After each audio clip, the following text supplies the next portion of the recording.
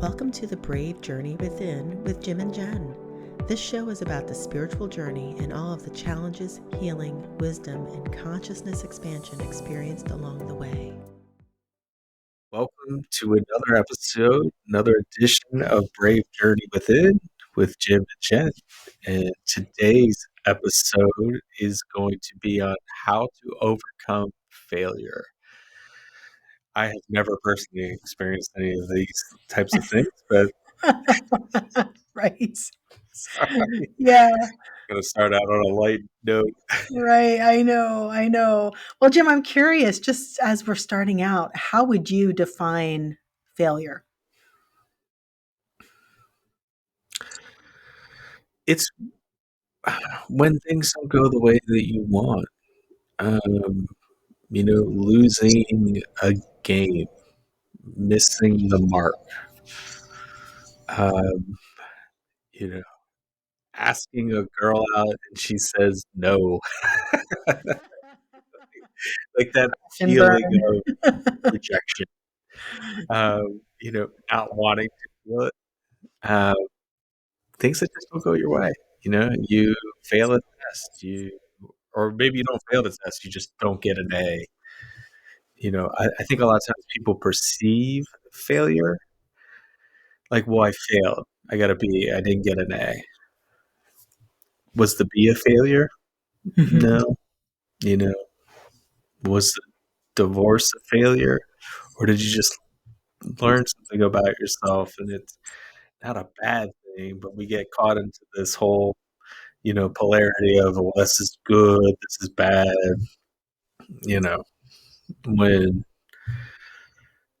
sometimes, in relationships, you could be successful in the sense that you are in them, but the relationships are over Yeah. or they've been over for a long time.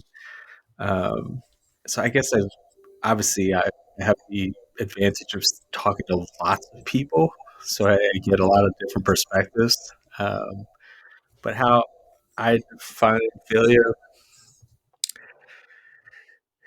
my definition has probably changed. Um, it's just learning about you know new ways to try something or move on.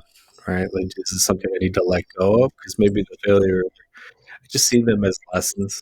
I don't look at them as necessarily negative things. I try to see the good in them, and I think that's a more optimistic way um, of being and learning, really, ultimately. All Yeah, right. so it's interesting, when you talk about failure, and usually when people feel like they failed at something, they're in such a down place and they think so negatively of themselves. It's almost like it's a shame, it's a self-hatred, it's a not believing yourself state of being when you think you failed at something. And so I know that part of what we wanted to talk about is, how do you overcome that? How do you get out of that downward spiral? Let's say you had something that feels like a really bad spiral. You failed at something really important, like your business or your marriage or something like that, and you're in a shame spiral.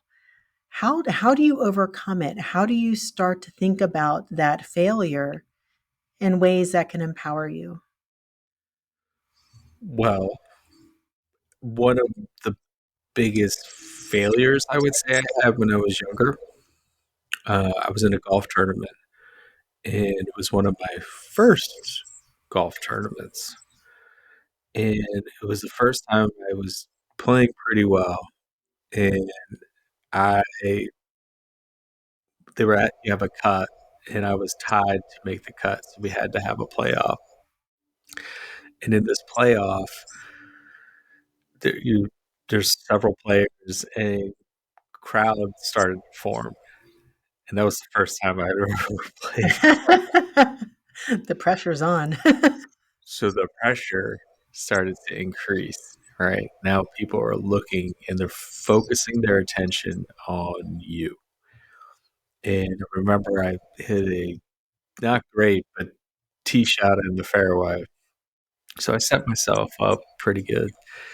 And then I started thinking in my head, like, oh, I got to make this look good. and I ended up shanking the ball with a hazard and essentially weeding myself out of the playoff. But I was so ashamed and so angry and so embarrassed, and I did not do what I would coach anyone to do now, but I was really beat myself up. How could you be so stupid and mess up like this?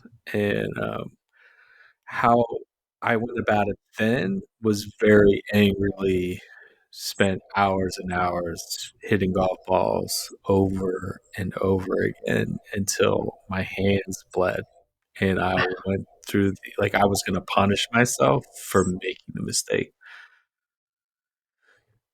In some ways, there was value in that, but it was not a healthy way to go about it. But I think what I did learn is that you can work harder and prepare more, and just, now you know what that's like. You had no idea, you've never been in that situation before. There's a lesson in that. So you don't have to be so harsh on yourself.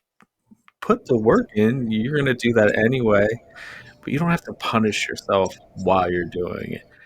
And there will be other opportunities. So, and there were, you know, I remember playing, I did really well. It might have even been the next year, and somebody was joking about that event. They had no idea who I was. And I remember laughing at it because it was funny. And when I brought it up, I was like, this guy has no idea. I'm just going to say that was me. And he was like, oh my gosh, like, I'm so sorry. And I'm like, there's nothing to be sorry about. Like, it happened, right? Like, this is obviously a different tournament. So being able to let go of that experience or maybe even use humor to laugh at it and know that you'll get through it. Um, that's my first experience with like a really serious, you know, failure, if you want to call it that. That's awesome. I love that you could laugh about it. Well, I think what's interesting as I'm sitting here listening to you, part of I think the problem with the idea of failure is that it comes from having expectations and also caring about what other people think more than the value you're getting out of the experience. And it's almost like those are two pitfalls right there, where instead of focusing on what you're achieving out of the experience, even if it seems like the outcome doesn't work out, that's where the gold is. The gold is always in that process, not so much in the outcome, although we like the outcome. We do. People that work with me get frustrated with me talking about attachment to outcome, but yeah, right. Like you get fixated on this outcome and not focusing on the moment. And I think that's a problem too, a lot of times in when you're working on manifestation, because you're so focused on a specific outcome that you're shutting down every other possibility. And then people think that the law of attraction maybe isn't working for them when it probably is, but they're just focusing on this one thing instead of opening up. And maybe that one thing isn't meant to happen the way they want it to happen. So I'm thinking like, if somebody owns a business or something, I've known plenty of people in recent years who've had to shut down their business. And, there have been times I've wondered if I needed to, because, things have gotten really weird the last few years, right? And the the hard part of that is like your egoic self feels like that is a failure. You put in so much time and so much effort, and maybe you didn't do something quite right, or maybe you thought you did. And looking back, maybe it could have been done differently. And when a lot of things are out of our control, even, and then somehow, some way we feel like it's our fault that we didn't achieve that specific outcome that we tried so hard for. And one of the things that my guides will often say is, try not to focus on the outcome, focus on the process, because when you're in the process, you can pivot more easily and you can change your idea of what the outcome could be more easily, so that you are navigating to that success as opposed to getting stuck in a trap or stuck stuck in a sand pit. Hmm. So how would you distill that? Like following your passion, your joy, or just staying in the moment, not getting distracted by thoughts of the outcome or worries? I think all of the above. I think we're given a motivation to work towards something, an outcome, because it's meant to drive us into a process that we're here for as a soul. I think usually we're here for that process and not so much the outcome. So if we leave the outcome open ended, just, oh yeah, it'd be great if I had that successful business or whatever it is, but then also allowing for it to shift and pivot however it needs to. Because maybe your focus in the business serves you in the first couple of years and then you need to switch your focus a little bit. But if you're so like really bent on trying to make that initial vision come true, you're going to miss out on what you're meant to pivot towards. Because as we grow and shift and change, our goals should grow and shift and change.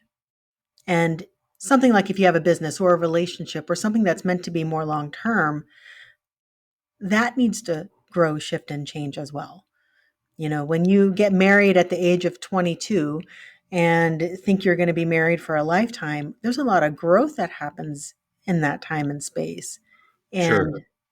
And, you've got to be okay to pivot. And maybe it means the relationship shifts and changes, or maybe it means it's time to say goodbye at some point. But in the end, it's all about the process. Yes, and your growth and expansion, which is the word that you speak of when we're talking about soul growth, you know, Right. which is a beautiful way to think about that. Um, I when I work probably mostly with men, but if we're talking about relationships or going through a divorce, um, those are not easy life events to go through, but they're also not the end of the world. And when I was going through mine, I remember reading an article about this couple. So they ended up having a divorce ceremony. And it was the first time that I'd ever heard of that. Yeah. What is that? Um, and it was just this beautiful thing where they acknowledged the end of the relationship in this Wow. loving way, you know, and there was love there, but the relationship was over. And they both recognized that it was like, we don't have to be enemies. We can wish each other well. I wish you happiness. Um, and so that was from some kind of magazine article. But whoever wrote it, it was very valuable. And then later on, I've been working on my PhD in metaphysical counseling. But there is a rite of ceremony. It's a divorce ceremony. There's a protocol for how Wow. to do it, and it was nice because I was able to have one at the end of uh, my marriage, where it was just like, I wish you well. Like I would like us to be at peace with each other. There's no animosity and like lingering negative type feelings towards each other because ultimately you don't want to carry that with you, especially if you're going to get into another relationship. You don't want to be angry and resentful towards somebody else. Like you're holding on to that, right? So where this failure, in a sense, can continue to wreak havoc on your life. And so I think that's a big part of overcoming failure is acknowledging maybe when things don't work out, seeing the good in them, the lessons that you learn, because ultimately, especially in a divorce, there's things that you learn about yourself that you didn't know. And you Wow. Yeah. have to go through those if you want to grow and expand. So it's not a bad thing. Would you pick it? Would you want that outcome? No. But, there's lessons in all of it. So I'm curious, when people think they've failed or they think they keep failing and haven't gotten what they're looking to achieve, maybe it's health or business or relationship, whatever it is, there's nobody that's gotten to success with that thing and got there immediately without failures along the way in some form or another. And so what I want to talk about is like this idea, and you had told me a story before we started recording, Mhm. um, about a guy who'd been in business for, what would you say, like 11 years or something? Yeah, he I think he makes $600 million a year now. Yeah, but he was having a loss for what, 10, 11 years? I can't remember exactly what you He said. had a business partner, and he had started a business, and I think it was in regards to like building energy efficient homes, and it lost money every year for maybe 10 or 11 years. And maybe it was that like 11th year where he finally like earned a little bit of money.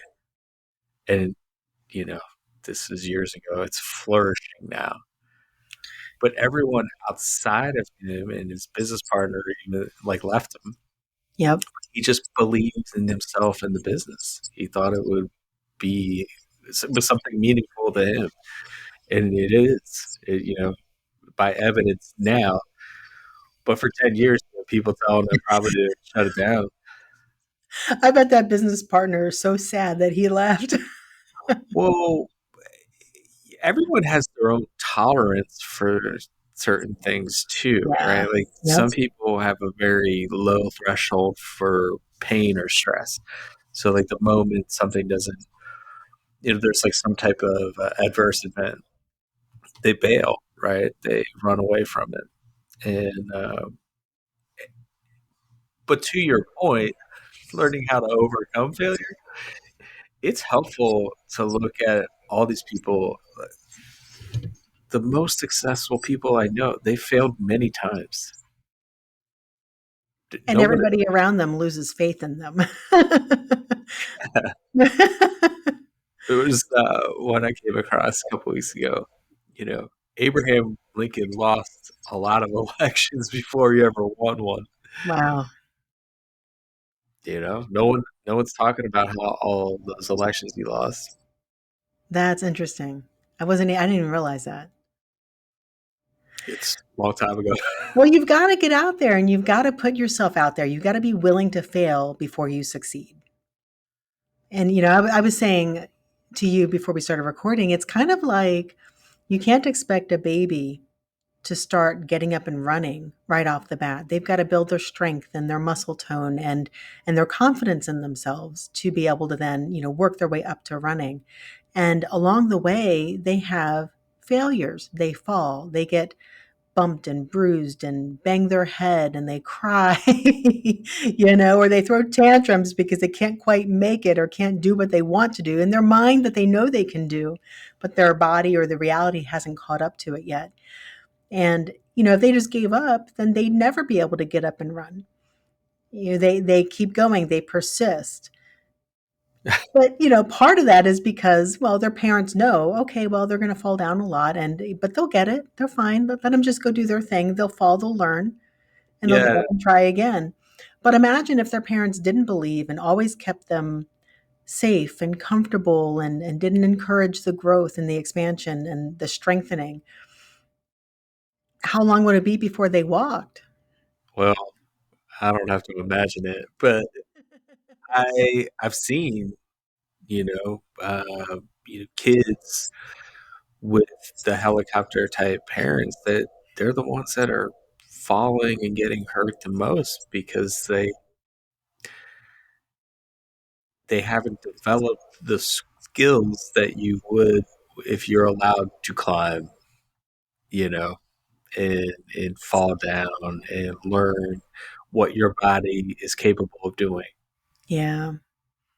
I have to say, I'm probably one of those parents sometimes. I don't want to see my kids get hurt, but at the same time, how much am I holding them back when I act that way? If I'm really holding them back in some way to keep them safe for my own benefit. That's the thing, right? Like it's a Yeah. projection of our own fears and levels of safety too.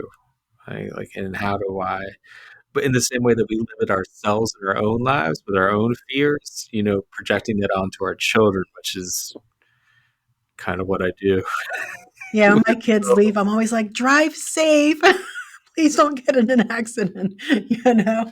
And it's like, All right, Jen, at some point you got to trust your kids to just know what they're doing and be safe, you know? Well, knowing that that's how you learn, Yeah. and so And if failures you're, are yeah, if just you're going into a relationship or you're starting a business or doing something new for yourself, if you're going in with the idea of I need to play it safe, either you're not going to be as successful as you really could be, um, or it's like you're not going to do anything. You're not even going to try. You know, going into business is very risky. Going into a relationship and opening your heart and being vulnerable is very risky, you know, but you aren't going to experience a successful business or a successful relationship if you don't do that. So I'm curious, and I think everybody might have a different idea about this, but you know, as you're failing and you're falling down, getting bumped and bruised and bloodied in your adventures, trying to figure things out and get successful, at what point do you know it's time to stop trying and throw in the towel?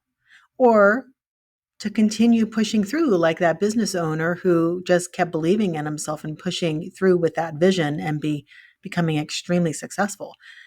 How do you determine where to throw in the towel or where to pivot and try something different? sometimes the universe makes the decision for you. But usually that's really painful. I think it goes into discernment Yeah. and then also looking inward and seeing, uh, you know, for example, with Bashar, when he talks about the laws of sort of manifestation and creating in your life, you take it, whatever your passion is, you take it as far as you can for as long as you can to the best of your ability. And then when you go no further, figuring out when that point is, then you adapt. It's just, I would imagine that people want like a formula. No, I don't know that there is one. Yeah. You kind of have to trust your own intuition and inner guidance on that, I think, and following your heart and your emotions, allowing that to guide you. Pain is a guide, uh, all those things. But what gives you joy? What gives you meaning? The one business owner I talked about, I think he thought his business, he could see things like he saw things heading in a positive direction at some point. I don't think he doubted that. It was a matter of when it was going to start making profit, and I think he had the resources to pull that along. But if he didn't, maybe it's bringing in a new partner or selling the business and starting another one later. There's all these other options you have. That's probably a good thing to uh, to say. There are always a number, maybe infinite number of possibilities, but we don't see it that way. We get locked in, especially when there's fear or embarrassment or shame, some of just the typical emotions that we associate with the feeling of failure. Well, Uh, yeah, I want to come back to the idea of that shame and that fear because I think a lot of times it's more about what others may think or how others may take our perceived failures. You know, whether, you know, it could be a spouse or, you know, your parents or, you know, friends, family, or even customers, if you're in business. But just what would that be perceived as if you suddenly had to close down or you had to fire somebody or, you know, those types of things that, you know, that we all run through in our lives, or if you had to get a divorce or call it quits, sell your house because you suddenly can't afford it, you know, whatever it is that someone might be going through. So much of our downward spiral is based on what other people must be thinking of us, right? I mean, when mhm. you were going through your divorce, was that a fear or a worry of yours? Like, what would your parents think? What would the extended family think or your friends? Is that something that ever floated in your mind? Sure, at the beginning where it was like, well, you have to like acknowledge it to yourself, like this is happening. But then I have to tell people. Um, and actually, maybe this would help people. Uh, when I was making sort of the announcement, I, I communicated to everyone that I cared about and was just like, "This is happening," uh, and just ask them to be respectful and give a space. There's no need to hate anybody. There's no need to comment on social media with anything. Uh, be civil, be kind, be loving, and I, if you care about me and you love me, this is what I'm asking of you. And it seemed to work. This is like you have control over that in a sense. Some people, well, it makes them reflect in their own relationships. So there's a ripple effect. Uh, and there was definitely a lot of fear, right? The acknowledgement of this sort of failure. But then uh, I remember a dear family member said to me, like, "Oh, welcome to the club. Like, you're not the first. You're probably not going to be the last." It's unfortunate, but at the same time, like life goes on. So, you know, find a good therapist, get your head right. Right?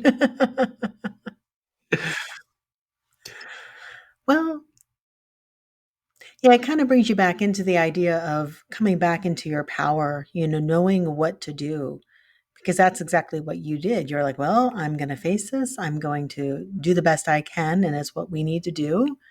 And kind of just putting the rest behind you. Because if you're living in that shame, you can't come into your power. So, working with shame, one of the ways that I try to work with that is to love and accept completely and totally love and accept myself and my failure. Like if I'm going to love myself, I have to accept all of it. And if you're going to be in partnership and in a loving relationship with anyone else, then it starts with you, and you can't be hating on yourself and caring. Right. Because it's not going to work. It'll be another failure. So George Mumford, who worked with the Chicago Bulls and with like Michael Jordan and Kobe Bryant, it's one of his sayings: "Don't be hating on yourself Right. because you live to fight another day, right? Like you Right.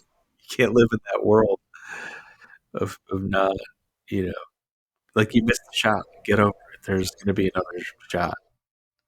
Well, I would say if someone's struggling with any of that, to get with a counselor or a good spiritual coach or a healer, even, to help work through the shame, the fear, the guilt, all of that, trying to get past whatever it is that's happened that you perceive as a failure so that you can pivot and look at something different. I've learned to try to think of, and I can't say I'm perfect, but I've learned to try to think of failures or what I might perceive as a failure egoically as an opportunity to pivot in a different way or to find another route. And basically I've come up against myself and I need to find a different way. And maybe that means the end of something, or maybe it means just a slight shift to the left or to the right, then you can move forward again. So it's like you're in this maze, this success maze. And I think it also, it's funny, what just hit me is it's really important to define what success is. We all seem so very clear about what failure is to ourselves. And I think that there's a lot of falsehood in that. But we also aren't very clear on what we think success could be. So to me, I think success is finding joy in that process as much as possible, learning what you were meant to learn in it, being open minded enough to shift in some way if needed, and to make a difference for somebody else in the process. Because usually the things I'm working on involve other people, being of service in my business or being in a relationship. So if there's some way I can feel like I've done a good job in those things along the way, But then, like, if you're in business or you have a business venture or something monetarily, you want that to be financially successful too. And Sure. I know something that was something for me as I was, I do a lot of energy healing and I own a wellness center, and I know a lot of people who do this kind of work, they almost have a sense of guilt for earning money, or the word profit is almost like it's dirty. If you make money doing something and you're anything more than just covering your bills every month, it's Mhm. almost like there's a wrongness in that. And so there's like this collective belief of suffering and therefore failure in this community. And getting through these really limiting beliefs or these ideas that it's a bad thing to have plenty of resources in this world. It's not a bad thing. And so that's something I've No. really had to overcome, and it's been in stages. And but I never would have addressed this within myself if I had not jumped in and taken those risks to find it within me to heal. So what I would say, hearing that, which is important to know, is that from a stoic perspective, like the obstacle is the path.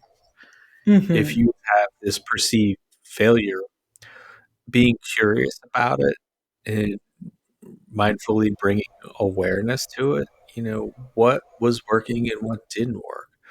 Can you look at it sort of dispassionately and see what you might improve so that it does? And you can still think about what would bring you joy, because that might not change, right? Like, this is the career I want to pursue.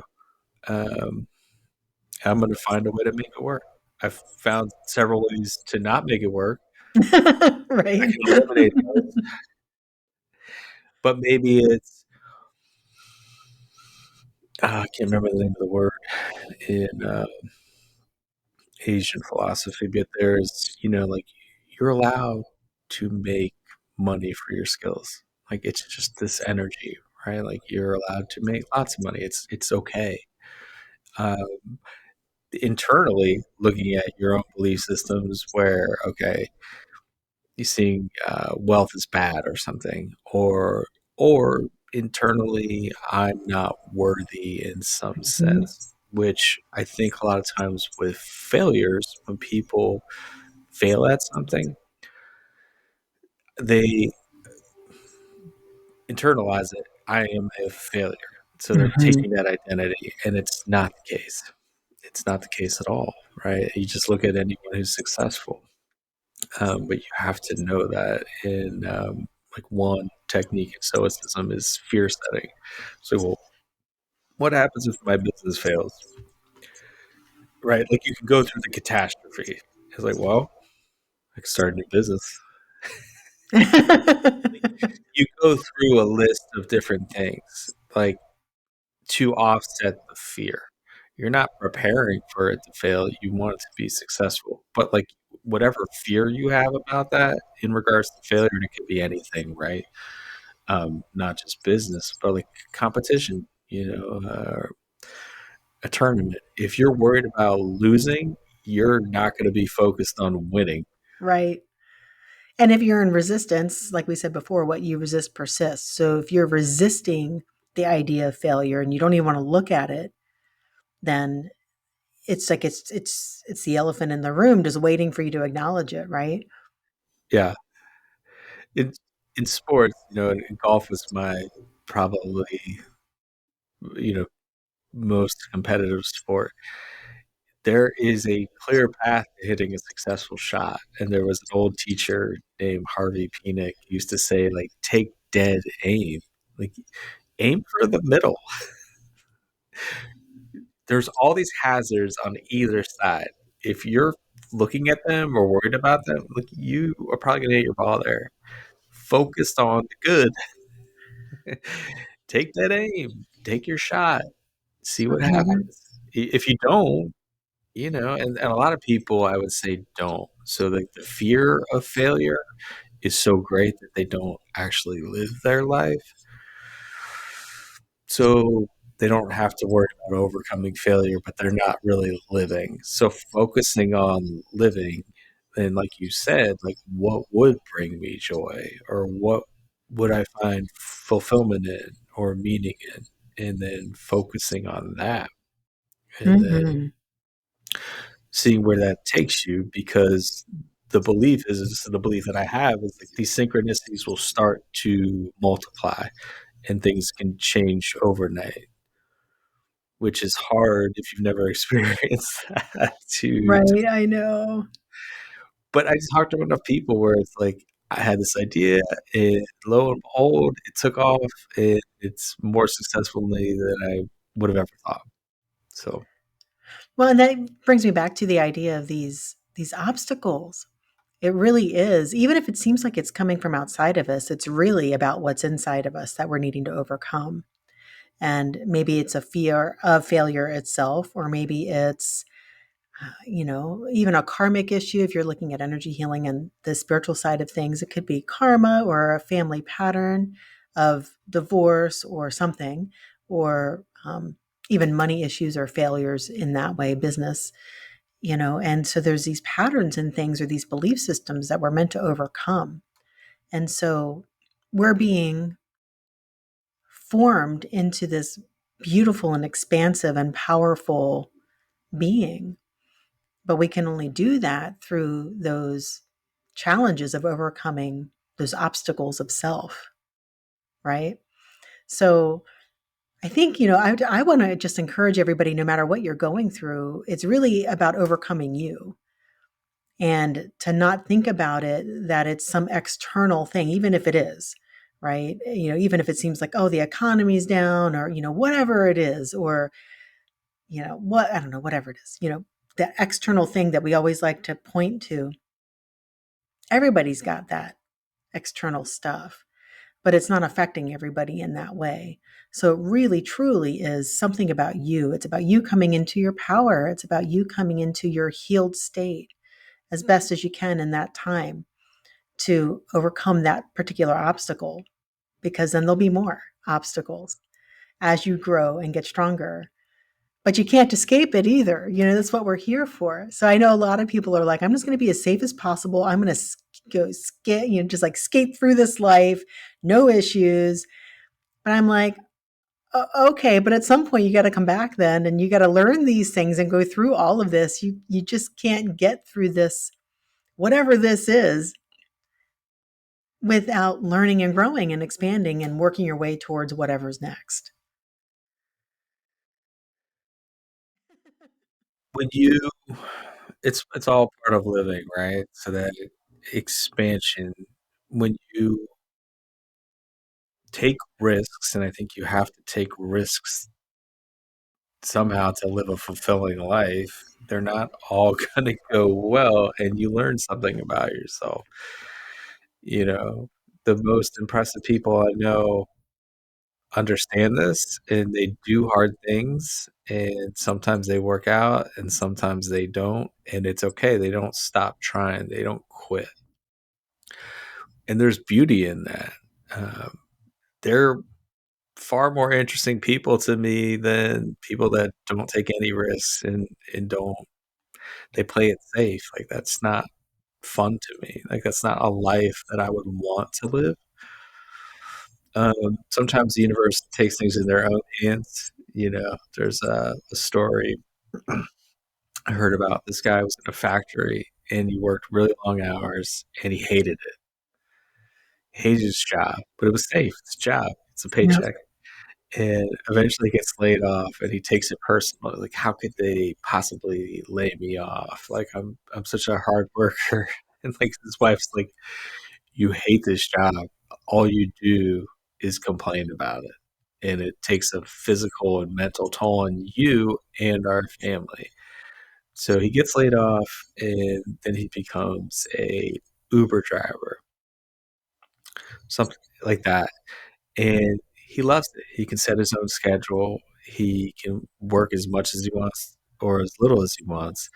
And not saying that that solves all of his issues, but he enjoyed the job far more than Mm. the factory job. And it increased the joy in his life. So there's just, you know, things that happen that sometimes seem like they're a curse, but really are a blessing. Yeah. Well, I hope everybody feels empowered. I want people to realize their failures aren't failures, that they are reasons to pivot and to understand more about yourself and to move forward. Yeah, I mean, how to overcome failure, don't see them as failures, these are just events that happen that teach you something about life, and maybe they teach you that, you need to pivot, you need to adapt and do something else, or maybe you do something for a really long time and you master it, and, you're super successful, and now you wanna change and find something else that's interesting because it's lost its appeal. That's okay too. But when you're gonna start something new that inevitably you're not gonna be a master at it right away. Yeah, right. I know.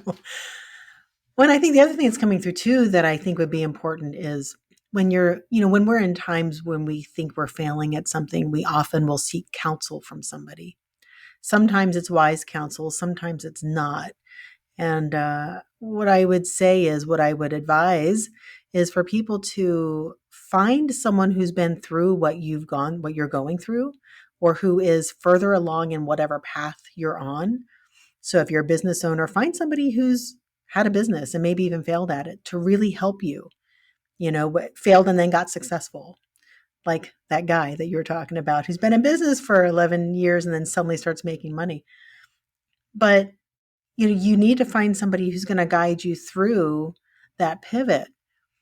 If you're trying to talk to somebody who's maybe never been through a divorce, or maybe who's never been through some sort of business failure or a health concern or whatever it is, they're not going to have the wise guidance.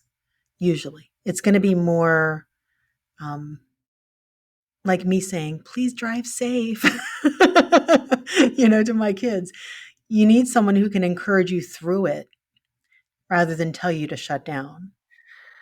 So finding, you know, a professional, a healer, someone who has the ability to help you is very helpful. I would say, and I do say this, it was told to me, and I say it to other people, for guys getting through a divorce, don't skip therapy.